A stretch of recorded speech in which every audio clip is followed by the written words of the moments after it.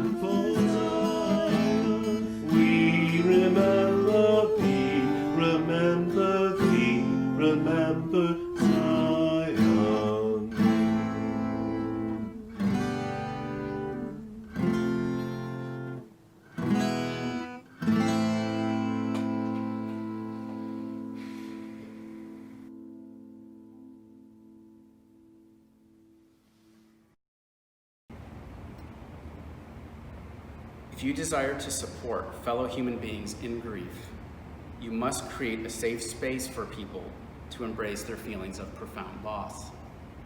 This safe place is not a physical place, but rather a cleaned out, compassionate heart. It is the open heart and befriending of your helplessness that allow you to be truly present to another human being's intimate pain. An awareness of the need to learn as opposed to the need to be the expert is the essence of true companioning. And now please join me as we light today's chalice. I'll be reading the words from the order of service. We gather together as a community of memory and hope to celebrate life and its infinite possibilities for love. We light this chalice as a symbol of the light within every human heart. May our individual sparks meet and merge, bringing both light and warmth to the world.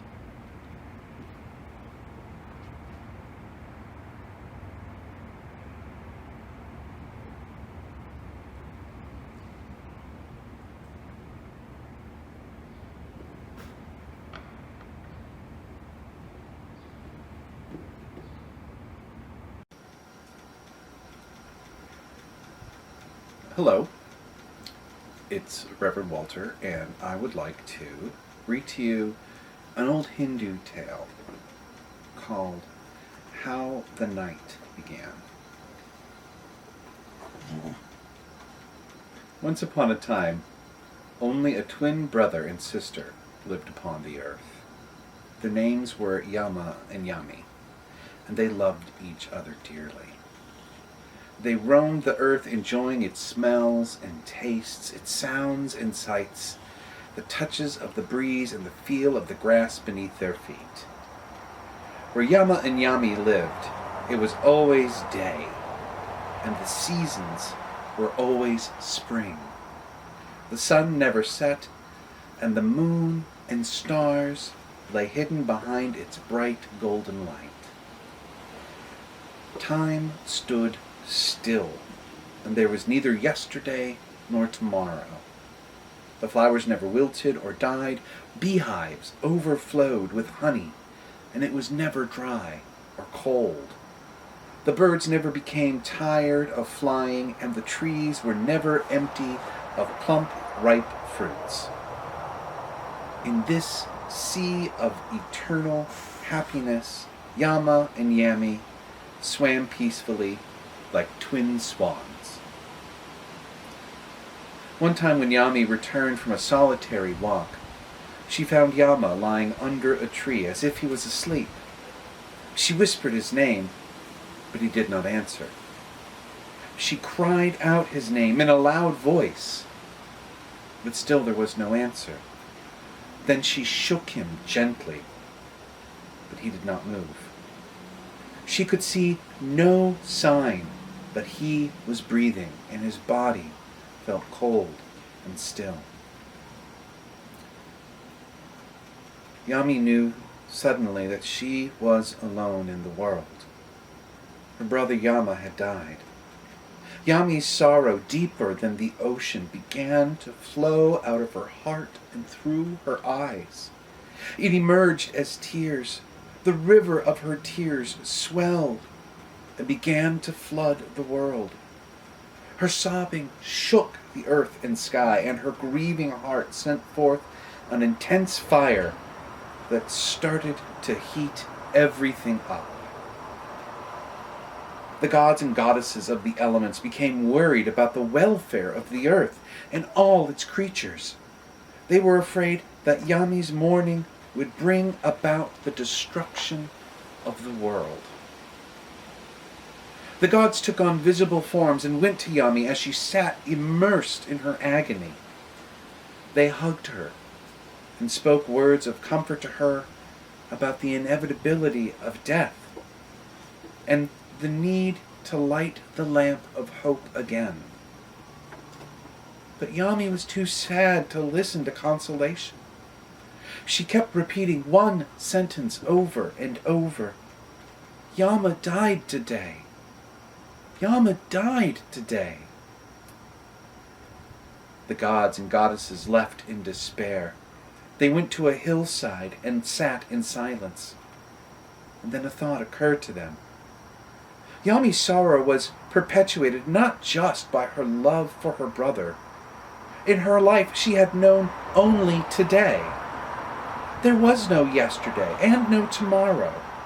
For the pain of Yama's death to become easier for her to bear, today must end, and tomorrow must begin. The gods and goddesses summoned their powers of creation. First they created the sunset. Then slowly a gentle blanket of night enveloped the world.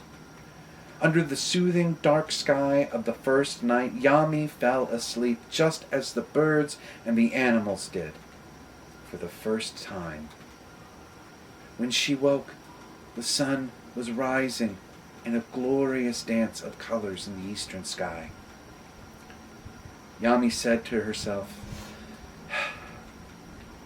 Yama died yesterday. The following day, the gods and goddesses heard Yami say, Yama died the day before yesterday. As time went on, Yama's grief began to lessen as the merciful hands of the night dissolved the pain of Yama's death. Although she never forgot her dear brother, the pain lessened over her. Her sadness became less fiery, her tears dried up, and the danger her sorrow posed to the world began to fade away. Friends, I know there's a lot of sad times right now. It feels like this day will never break. It feels like we are stuck in the perpetual harsh light and that today will never end. But I'm here to remind you on this beautiful night that we're taking our time. The days are moving on. The pain may never go away, but it will lessen. Keep the fires of hope burning. Stay safe. Stay connected. Know you are loved.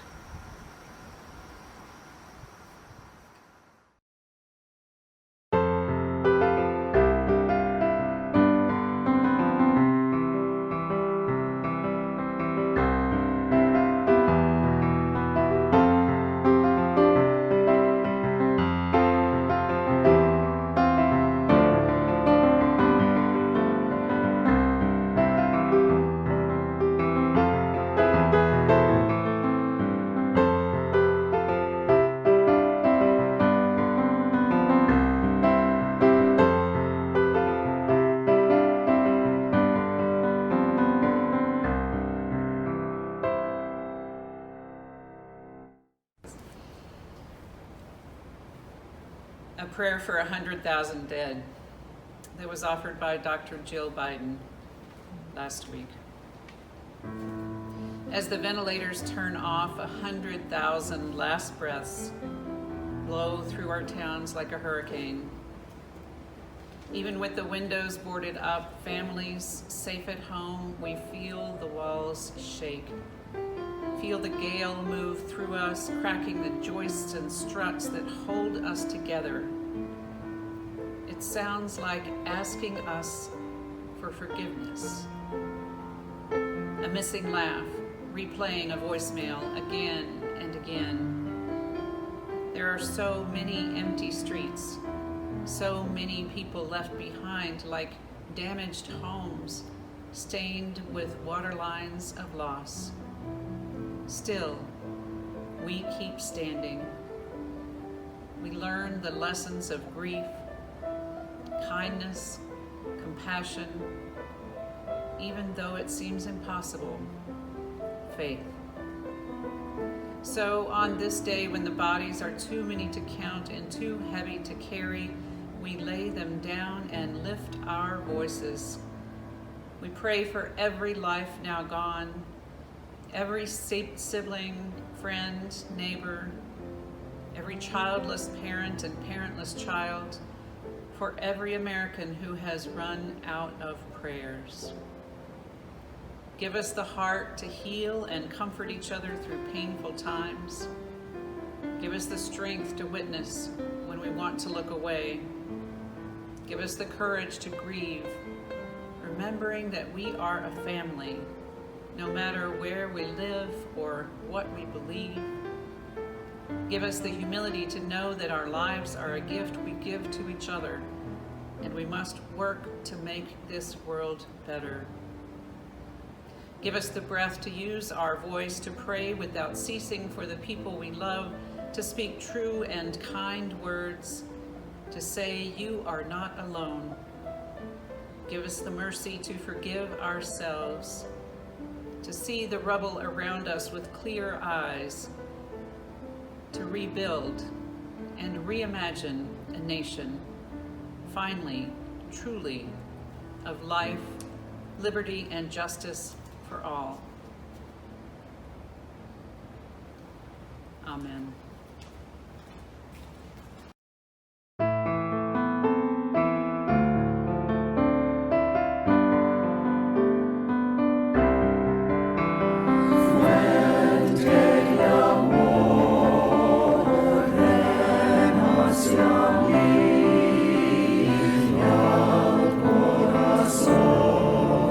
Cantaré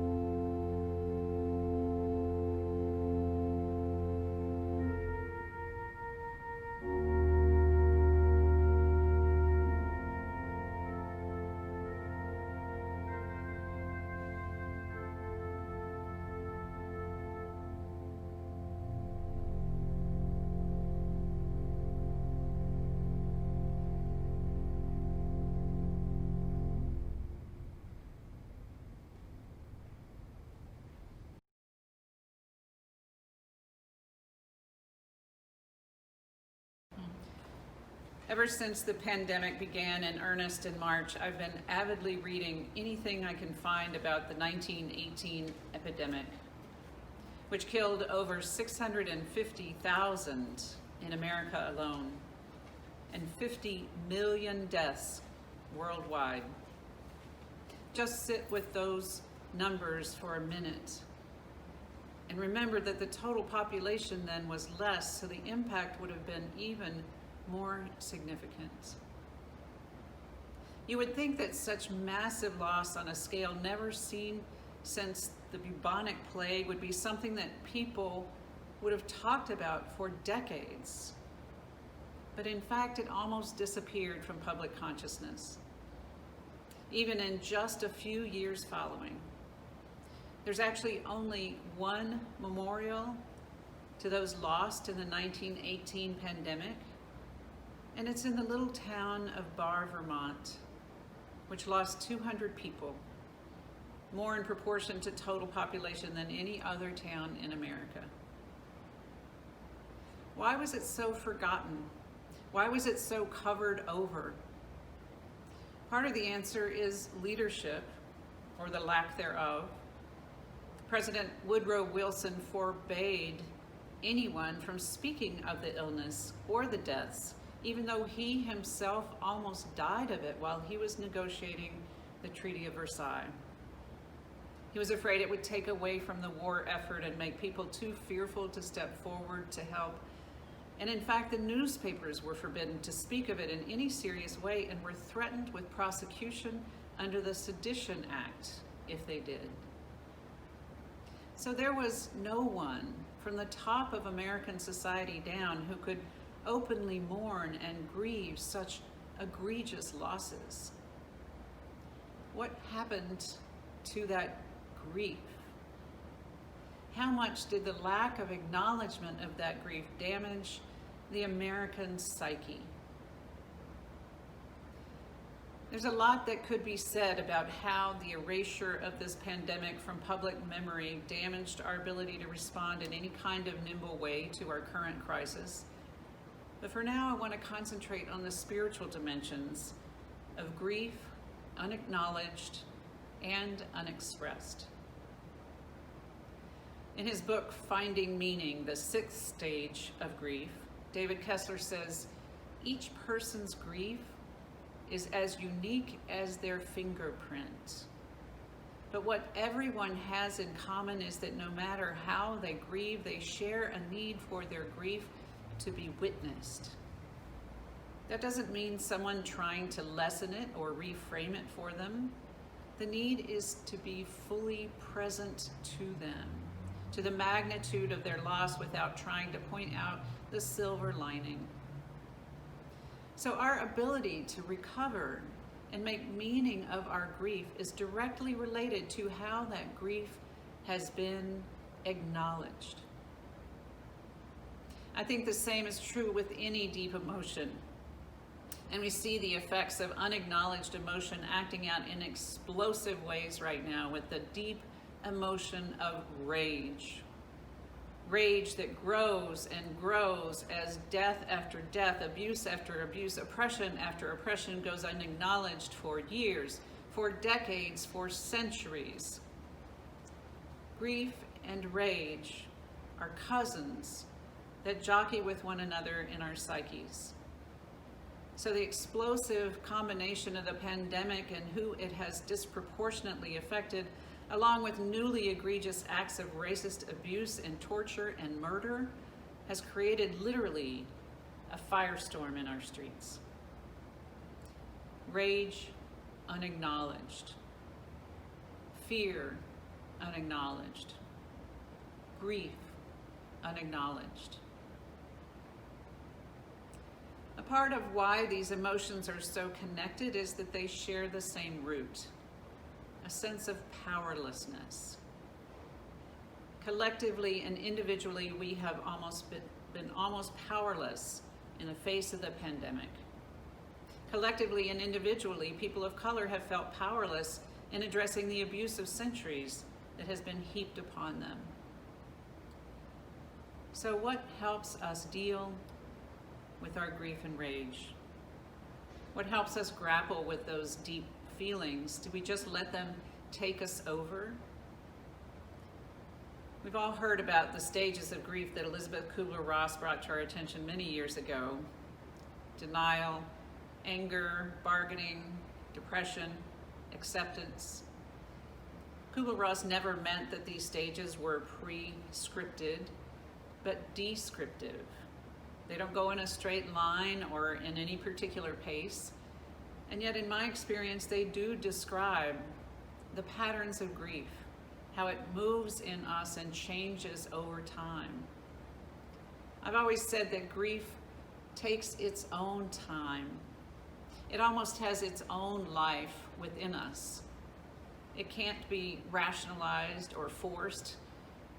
We have to leave room for it to live within us. We have to give it its own time. David Kessler, who I quoted from earlier, was actually a colleague of Kubler-Ross, and his new book describes another, and I think essential stage of grief: making meaning. He says, what does meaning look like? It can take many shapes, such as finding gratitude for the time that they had with their loved ones, or finding ways to commemorate and honor a loved one, or realizing the brevity and the value of life and making that the springboard into some kind of major shift or change. Ultimately, meaning comes through finding a way to sustain your love for the person after their death, while you are moving forward with your life. Meaning making is a way of finding a way to take back some modicum of control, not in the sense that you can make it different, but that you can find a pattern amidst the chaos. That helps to give a structure to our feelings rather than feeling completely unmoored.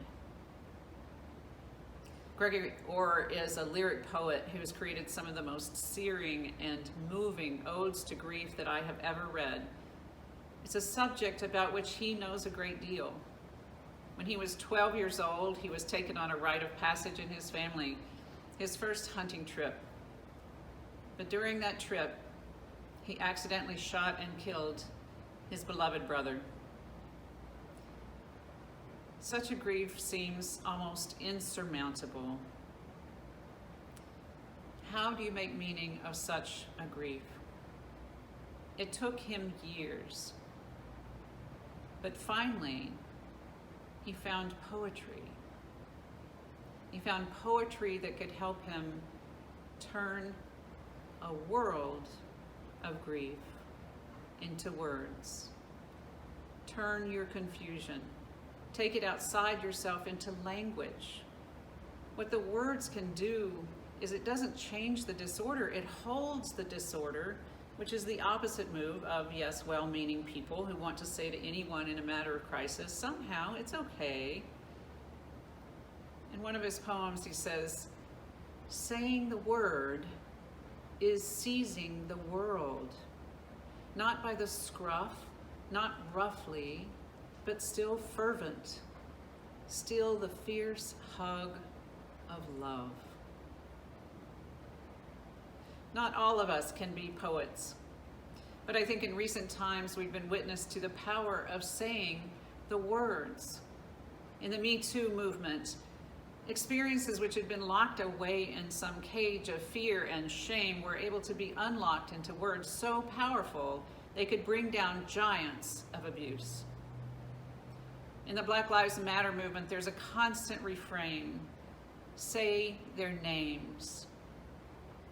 Say the names of those whose loss goes unrecognized, unacknowledged. Say their names.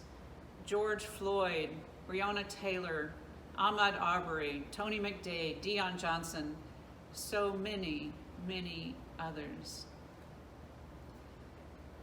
Saying their names doesn't take away the grief and the rage, but it gives them form and substance and almost brings them back alive again. It makes their lives and their deaths matter in a way that they hadn't before. There are not enough words in the English language to take away the grief and the rage and the fear that have been coursing through the blood of this nation. Nothing will take those feelings away. Nothing will make them okay. But saying the names, telling the stories, witnessing one another's pain helps us see some beauty and love and meaning amidst the chaos. Another poem from Gregory Orr. This is what was bequeathed us. This earth, the beloved left and leaving left to us. No other world but this one. Willows and the river and the factory with its black smokestacks. No other shore, only this bank on which the living gather. No meaning but what we find here. No purpose but what we make. That and the beloved's clear instructions.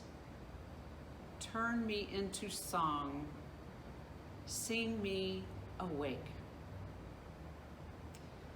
We make meaning of our grief and rage when we turn it into a call for how we are to live, to recognize the brevity of life and vow to live the life we are given to the fullest, when we take our rage at injustice and turn it into a quest to make change. Again from Gregory Orr, to be alive, not just the carcass, but the spark. That's crudely put, but if we're not supposed to dance, why all this music? There is music still. Music that helps us feel all the feelings, music that stirs us back into life, music that calls to us, saying in the midst of everything, we still can dance. So let us tell the stories, say the names, dance the sad and beautiful dance of grief, raise the fist of commitment to justice, and there may we find our way back to life. There may we find our way back to one another. There may we find our way back into the world of beauty and love. Amen.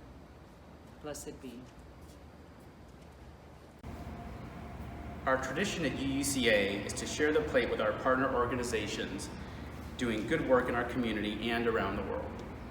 Each of our partners makes a unique and essential contribution to improving the lives of our neighbors, amplifying the voices of people in the margins, and creating justice and peace in the world.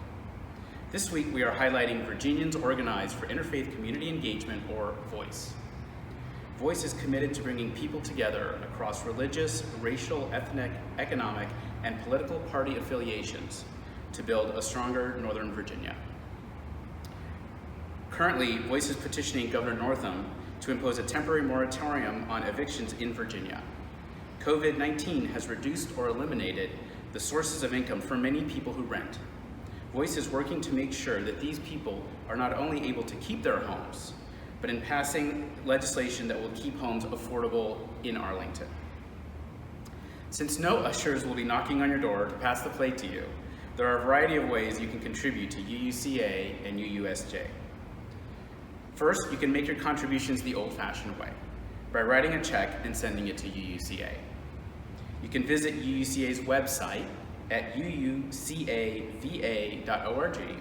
and click on Donate at the top of the page to make a secure donation using our existing platform. You can use the PayPal app and direct your contributions to paypal.me/UUCAVA. And you can download the Give Plus app and text your donation dollar amount to 703-782-8239. We understand that the current crisis has had a serious impact on many people's financial situation, and we understand that some cannot afford to give at this time. Please know that we are grateful for all gifts that we receive.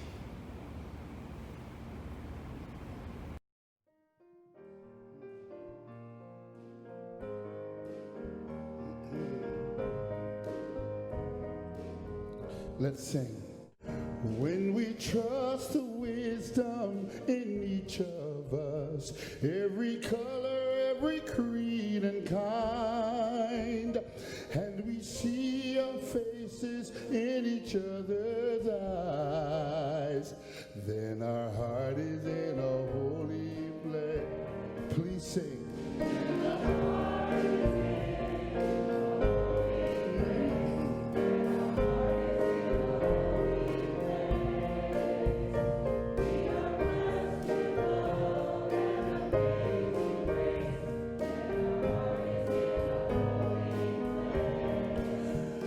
When we tell our stories from deep inside, and we listen with a loving mind, and we hear our voices in each other's words, then our heart is in.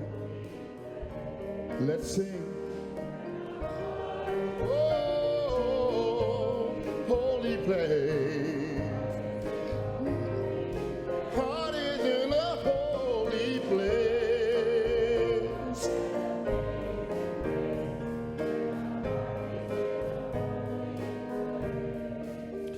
And when we share the silence of the sacred space, and the God of our hearts stirs within, and we feel the power of each other's faith, then our heart is in.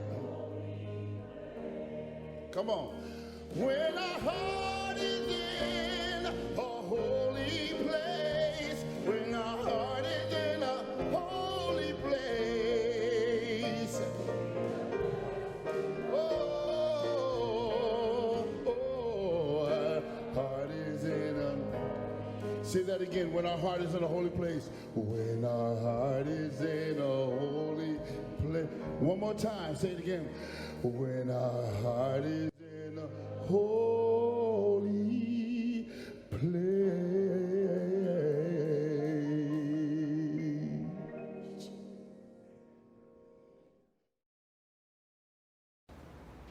Our benediction comes from the poet Patricia McKernan Runkle.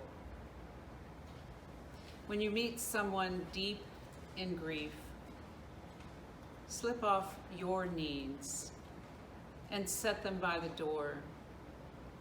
Enter barefoot this darkened chapel, hollowed by loss, hallowed by sorrow. Its gray stone walls and floor. You, congregation of one, are here to listen.